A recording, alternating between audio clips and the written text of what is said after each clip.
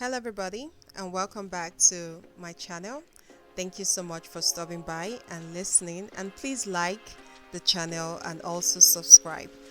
Today I want to talk about, there was this headline I came across. It is the Almajiri Commission that Tinubu recently appointed a chairman and executive secretary for the commission. It says here, and this article was on, so I'm reading it from the Punch newspaper. It's 18th of March 2024, so it's very recent. It's this week, and it says here that President Bola Tinubu has made adjustment to earlier appointments he approved at the National Commission for Almajiri and Out-of-School Children Education. So, Brigadier General Lawal Issa retired, whom he appointed executive secretary on March 15, will now serve as chairman of the commission. Dr. Idris Sani will now serve as the executive secretary / CEO. The president, special advisor on media and publicity, Ajuri Ngalale, revealed this in a statement he signed Monday evening titled President Tinubu appoints new Almajiri Education Commission leadership team. So here it says Brigadier General Lawal Jafar Issa is now to serve as the chairman of the board of the commission, while Dr. Idris Sani is to serve as the executive secretary. The statement read, Sani replaces Shabab Sharadan, who served as the commission's pioneer leader since its creation in May of 2023. So this is a new commission. So this commission was pioneered by Shabab,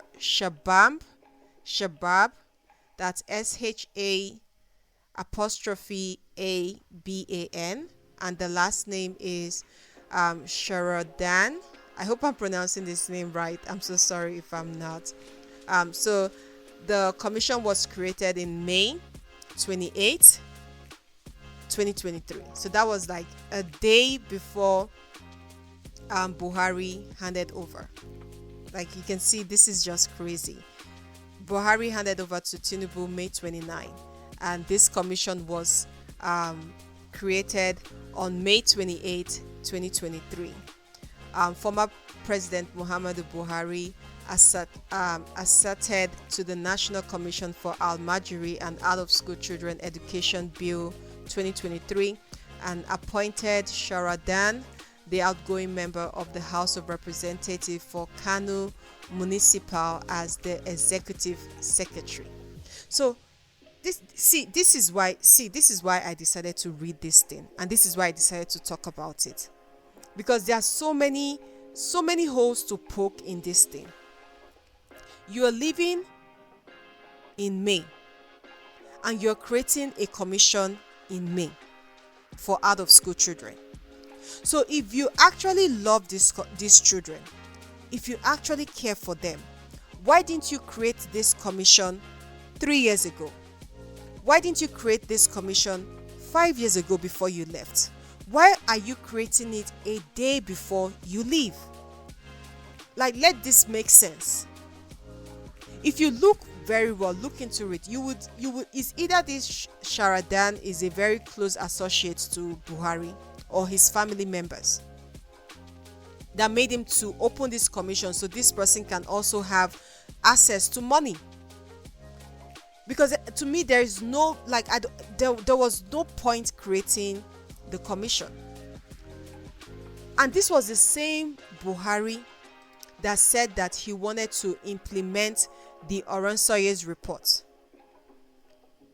It says here, Oronsoye report, Buhari asks SGF HOS to merge some agencies. It says here that President Buhari has approved the implementation of a report submitted by the Presidential Committee on Restructuring and Rationalization of Federal Government Parastatals, Commissions and Agencies during the Goodluck Jonathan administration. commonly called the Oronsaye Report.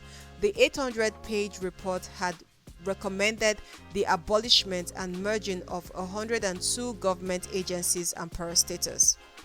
Zainab Ahmed, the Minister of Finance, Budget and National Planning, told Channels TV on Wednesday that the President's approval has been forwarded to the head of civil service and secretary to the government of the Federation. The President has approved that this administration should implement the Oronsaye Report, Ahmed said. That's the finance minister. And this was published April 30th, 2022. It's very recent. How many years ago? Probably, let's say 4 years ago. And now we have Tinubu's administration. Tinubu orders full implementation of Oronsaye's report. Like, seriously? Who are these people deceiving?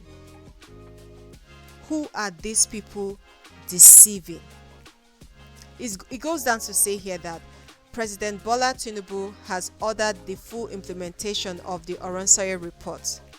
Consequently, it announced the merging, subsuming, scrapping, and relocation of several agencies of government.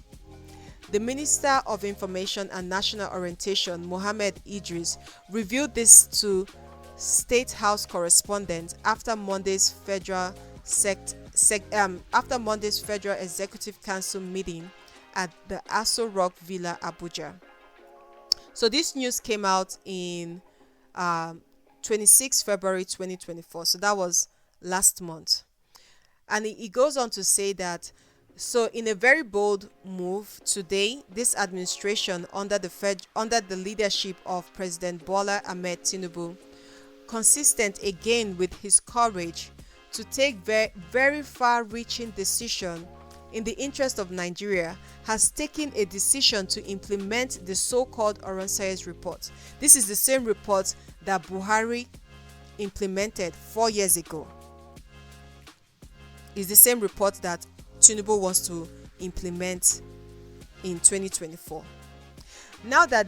Now, what that means is that a number of agencies, commissions, and some departments have actually been scrapped. Some have been modified and marked, while others have been subsumed.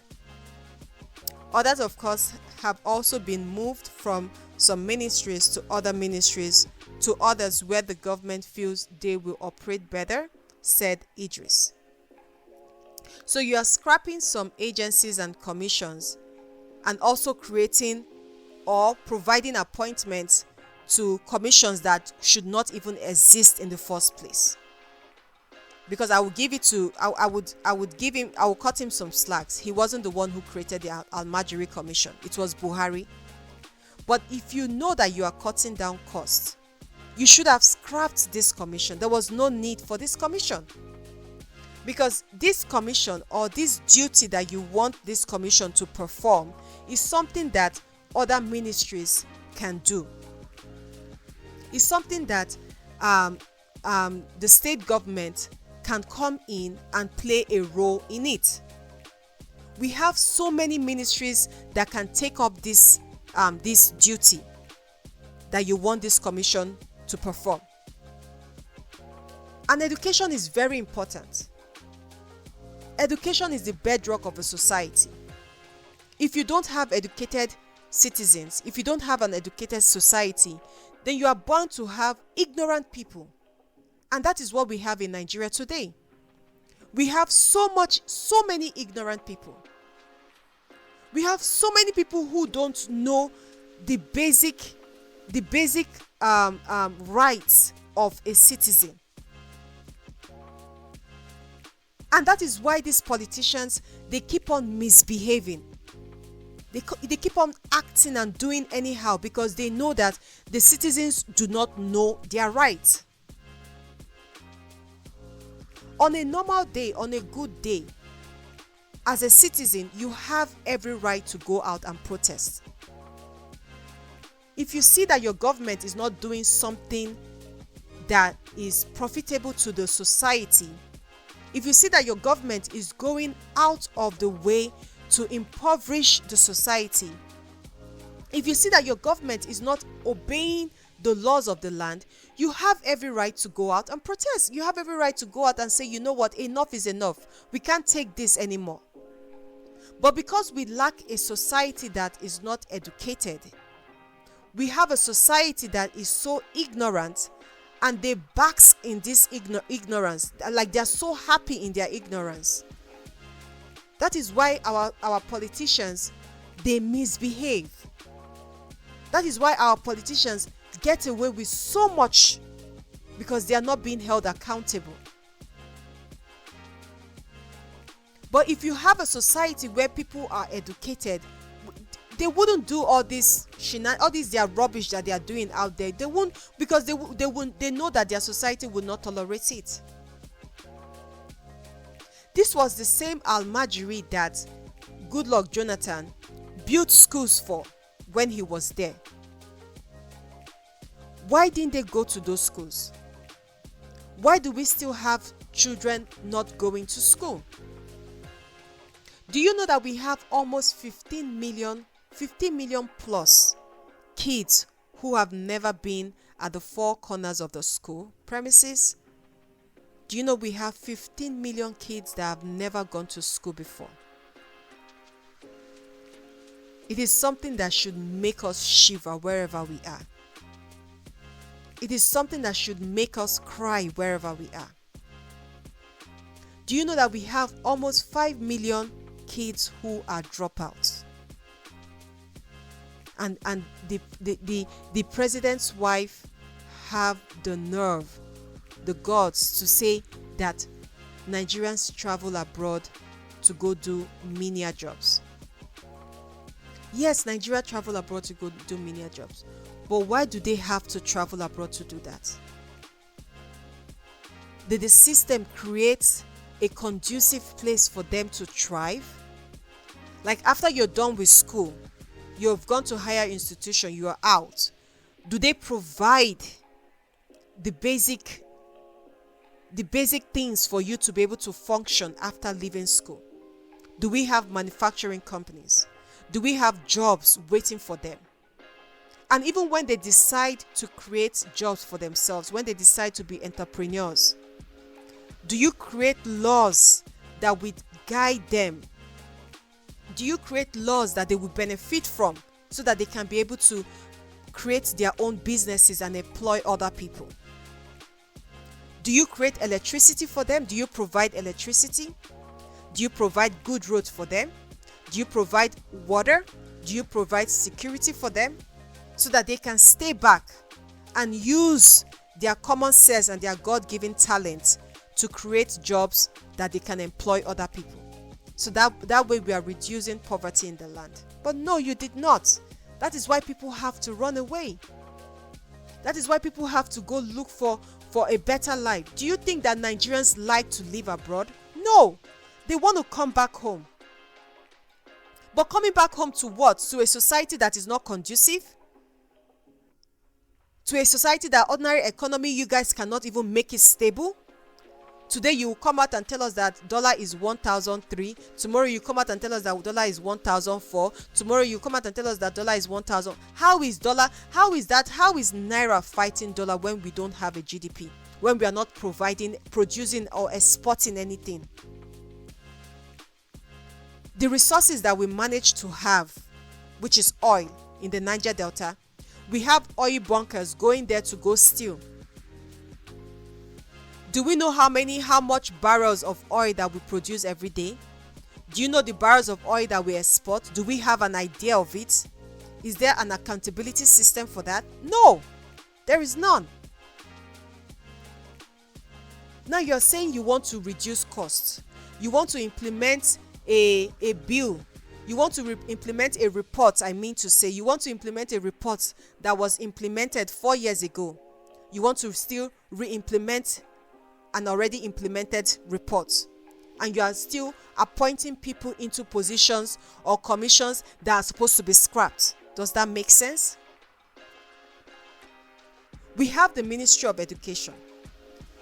The Ministry of Education is they can create a department, or they can create a department that will play a role in formulating policies and programs aimed to increase access to education. They can do that so that they can reduce the number of out-of-school children. And the Ministry of Education is also responsible in implementing initiatives such as enrollment drives, building schools in undeserved areas, and providing resources for education. The Ministry of Education can work with the State Ministry of Education. The two of them can go hand in hand, because the State Ministry of Education, they are the ones based in the state. So they can know who and who are not in school. They can know the number of children that are out of school. They can know the number of schools that they need to build that can accommodate those children. And this same ministry, the state ministry, would now provide this information to the federal. Then the federal will now provide them with budget to do all these things that they need to do.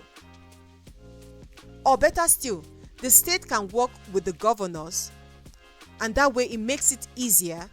The governors too can also help. Why create a commission? It's just common sense to reduce cost. Common sense. We also have the Ministry of Social Welfare. This department can focus on addressing the social and economic factors that contribute to children being out of school. They may provide support services such as financial assistance, scholarship, welfare programs for families in need to ensure that children have the means to attend school. We're supposed to have a welfare system that makes sure that low-income families are being taken care of until they are able to stand on their feet. That is how sane society works. If you go to America, if you go to the United Kingdom, and you are a low-income family, you can apply for financial aid. You can apply for assistance. You can apply for ETBs, that's food, that they can give you cards that you can use to buy food. You can also get subsidized school fees. You can get all this help as long as you're paying tax. As long as you're getting taxes from the citizens. The citizens are supposed to benefit from it. That is why they pay tax. You pay tax so that they use that tax money to provide for the citizens. But in Nigerian case, you pay tax, you don't see the benefit of paying the tax. You don't see good road. You don't see electricity. You don't even see subsidized education system. You don't even see free education. Nothing at all. Then why pay those taxes? Why collect taxes from the citizens if you're not going to provide them all these things? We have the Ministry of Women Affairs and Youth Development. This department can take care of the needs of out-of-school children, because we know that mostly for out-of-school children, the people who suffer it more, or the gender that suffers it more, is the girl child. Nigeria, this is an era, this is a time where the girl child education is supposed to be paramount. It's supposed to be our priority. We're supposed to focus on the girl child, because when you educate the girl child, you educate the nation. If you have a nation where we have so many women who are educated, who have gone to school, who have gone to higher institutions, who know what education means, our society will not be what it is today. We need to educate the girl child. We need to send children to school. The girl child needs to go to school. We don't need to put the girl child at the back burner anymore. When you have women, responsible women, when you have women who have compassion, when you have women who are compassionate, and you put them at the helms of affair, I want to bet you that things will change. When you have women who are not put there as a second fiddle, or who you do not push into power, or who you do not bribe their way into power.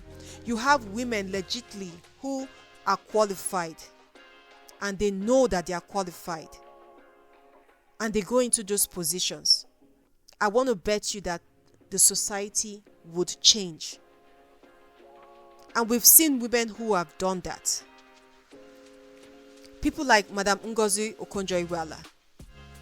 We can see her capability, we can see her capacity, we can see what she's made of.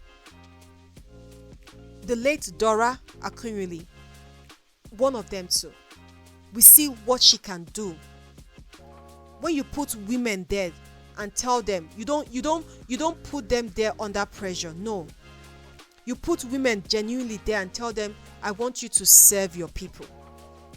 Women will naturally, that nurturing instinct will just come into them, and they just want to make sure that everything is done right.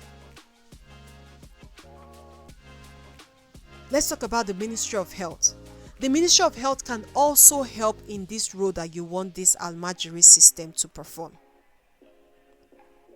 Health-related issues can also be a barrier to education. Yes, like when you have all these like physical challenge children, people who have issues, disabilities, who are not able to go to school because maybe they are on wheelchair, or maybe they are deaf, or maybe they are dumb, or maybe they are not able to articulate things well, autism, like Down syndrome. If you are able to provide the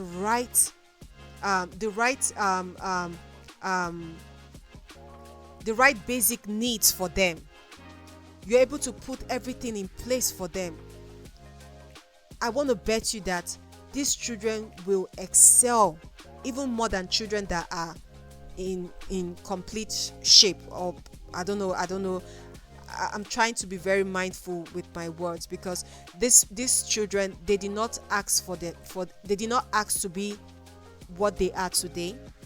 But we have a society that always wants to stigmatize them. Instead of you to bring them close and provide for them, we always try to stigmatize. If you go to developing country, children who have illnesses, or children who are always sick, or who have one disability or the other, they always give them special need. They always give them special need.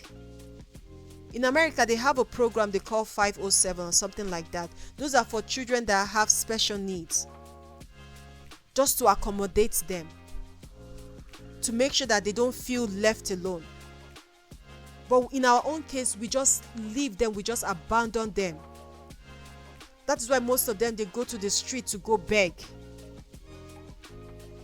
The money you guys spend in padding budgets, the money you guys siphon, if you put those money into education system, if you put those money into our healthcare facilities, I don't think Nigerian child will go to bed hungry. If you put those money into security, provide the army with all the equipment that they need to go fight insecurity, I don't think that those Almajiri children that Goodluck Jonathan built schools for, I don't think that they will be dropouts. They will all be in school. A couple of weeks ago, terrorists went to a school and kidnapped almost 100 and something plus children. Till today, we haven't heard anything about them. How do you live in a country where people from outside of the country, people who are not Nigerians, come into that country and kidnap your own children, and you are not doing anything about it? You are not moved about it. Rather, you are going to Niger Delta to go shoot. You are going to Niger Delta to go do peacekeeping that they did not send you.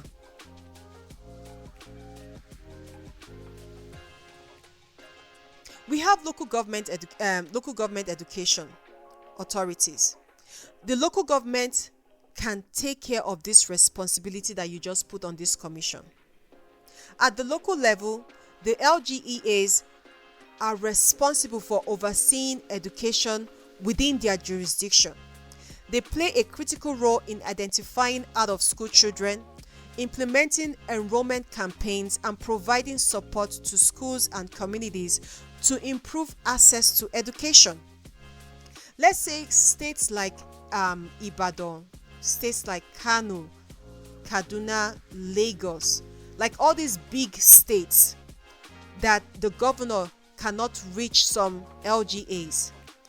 The local government chairmen in those places can help him go round the communities and find out children that are not in school and ask why and see what the government can do to subsidize and make sure that these children go to school. Why don't we have local government chairmen? This is what we're talking about: greed and selfishness. The governors feel like they are the ones in charge. They don't want anybody to checkmate them, so they take up all the responsibility of the state. Instead of you to allocate those responsibilities to the local government chairmen, that way it's easier for you to focus on other things. If the government provide responsibility for the local government chairman, he can now work with the state Ministry of Education to make sure that his citizens are in school. But because of greed and selfishness, they wouldn't want to do that. Recently, Rufai of Arise TV, he posted something like some information on his Twitter space. And he says, breaking: FAAC disbursed the sum of 2.07 trillion to the 3 tiers of government in February 2024. The total revenue generated in January of 2024. So he gave the breakdown. So there's a lot of breakdown. All the states, how much they got from the FAAC. Can you just imagine? All the money that they got. So the FFAC is called the Federal Account Allocation Committee. And what they do is that they are responsible for reviewing and adopting the allocation of funds to state of the federal government of Nigeria. That is what they do. So what they do is that they distribute federal revenue to all the 36 states and the 774 local governments in Nigeria. And this is crucial this is crucial funding. This crucial funding is expected to fuel development and assist government at different levels in fulfilling their responsibility. So this money also helps the government, that's the state government, that anywhere that they feel that they are lacking, let's say their IGP, that's the internal revenue that they get. Let's say if those money are not enough for them, this now helps them. So what are we now talking about? Their IGR, sorry, not IGP, I apologize. That's the internal generated revenue. So the internal generated revenue that the states get, those who are not able to get enough IGR, this money comes in handy. This money helps them to be able to meet up some of their needs. And we don't see what they use it for. We don't see what the state government use all this money for. Abia State gets almost 8.3 billion. Like if you go through it, Delta State gets the highest. Delta State gets 38.1 billion. Then followed by, I think, Port Harcourt, Rivers State. Rivers State gets 28.4 billion. Then the next highest is Lagos, which gets 23.6 billion. Then I think Kano gets 13.6 billion. Then Anambra gets 10.1 billion. Borno gets 10.5 billion. Edo State gets 10.2 billion. Oyo State gets 10.5 billion. Ondo State gets 10.3 billion. What do they use this money for? What do they use this money for? The lowest here should be the lowest here. I have about a couple of low states that get. So the lowest here is Kogi. Kogi gets 7.4, Kwara gets 7.3, Plateau gets 7.8, Osun gets 7.8, Ogun State gets 7.1. I was thinking Ogun State was a very industrial state. Okay. Yobe State gets 7.9, Zamfara 7.9. What other state gets low? Ebonyi gets 7.3. Who else again? So that's it. So the rest of them get 8.3, 8.4, Adamawa 8.4, Bauchi 8.4. Bayelsa State gets 22.8 billion, which is a very high amount. Benue gets 9.7, Katsina gets 9.7, Jigawa 9.7, Sokoto 8.4, Taraba 8.1. So you see, like they give them so much. This is billion, oh. Nothing is million. Everything here is just billion, billion, billion. So what do the governors use this money for? This is what we call, this is where I come back again and say education. Education is very, very, very important. Education is very important. If the citizens know all these things, they will be able to hold the governors accountable for this money that is being given to them, and ask questions. What are you guys using this money for? Because we are not seeing anything that you guys are using the money for. Alex Oti just got into power 9 months ago or 10 months ago, and you can see all the things that he's been doing. How he has been cleaning the road, making the road conducive for motorists, how he has been able to provide electricity for some community. This is a power plant that they've been trying to build for almost 20 years. He was able to accomplish it in the space of how many months? You can see him doing something. The previous governor that was there, what did he use the money that was given to him? Abia State gets 8.3. They got 8.3 for February, I mean. What did the previous governor use the 8.3 that they gave to him? What did he use it for? So this is why education is very, very important. I know social media, we love social media. We want to be in social media. We want to band. We want to make friends. I agree. But there's sometimes that you would have to draw yourself back and try to find the meaning of life. What are you here on this earth for? Let me tell you something. Nobody that has died has come back to tell us what it is out there. So since nobody has come to tell us, your heaven is here on earth. If you die and if you suffer on this earth and you die for nothing. You die for nothing. Complete nothing. Because that heaven that you are looking for, that heaven that you are seeking for, that heaven is here on earth with you. And the way it looks like now is only those politicians that are enjoying that heaven from stolen wealth, from greediness and selfishness. So we need to hold our governors accountable and ask them, what are the money being given to you, what do you use it for? What are you providing for the citizens for with that money? What are the citizens benefiting from this money that is being given to you by the FAAC? That's fake. So let's go back to the departments that can take care of this commission that was being established or created by Buhari.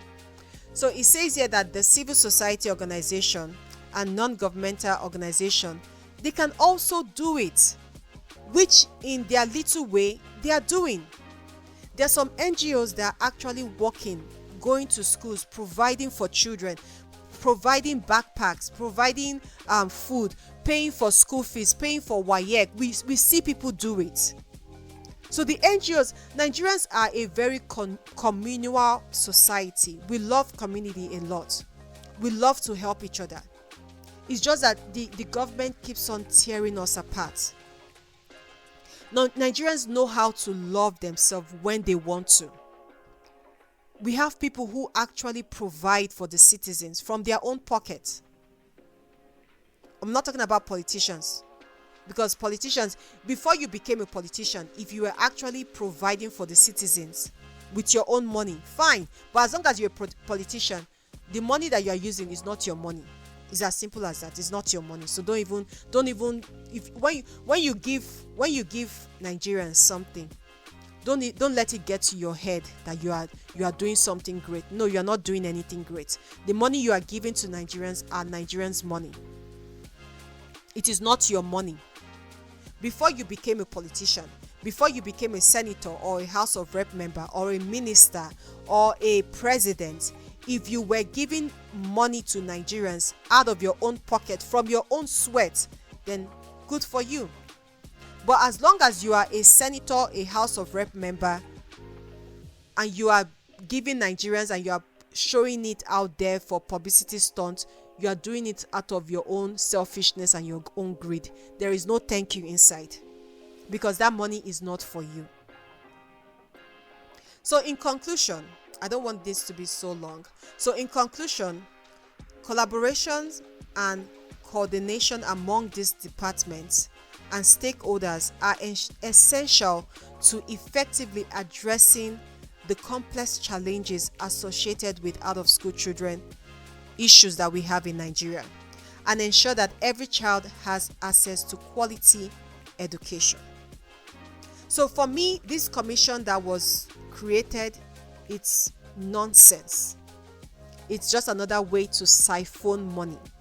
It's just another way for the chairman and the secretary to siphon money, because we all know that they are not going to do nothing, especially when we have that insecurity going on. And guess who benefits from this Almajiri system? It's still the politicians that benefit from it, because they use it to score cheap points against their opponents. So it's very strategic.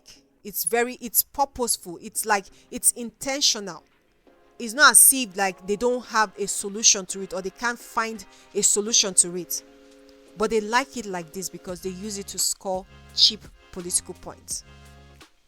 So my advice to Nigeria is that I want you guys to use social media in a very meaningful way. You can band, you can make your friends, but at the same time, use social media to learn. Use social media to educate yourself. Because the Western world that we always look up to, they will not come and fight for your country. No, rather they prefer your country to be the way it is. They prefer your country to be impoverished so that they can come in a way of charity, say they are giving you charity and they are taking. In short, how does it even sound that somebody that is very rich is collecting charity? Like, does it sound right in our ears?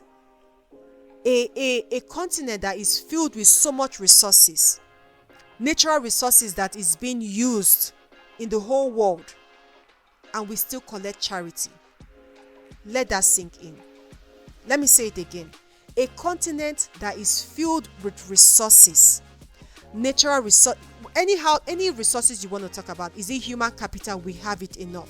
Is it natural resources? We have it enough, but we still collect charity. Don't be juju be that. Thank you, and please like this channel. Bye.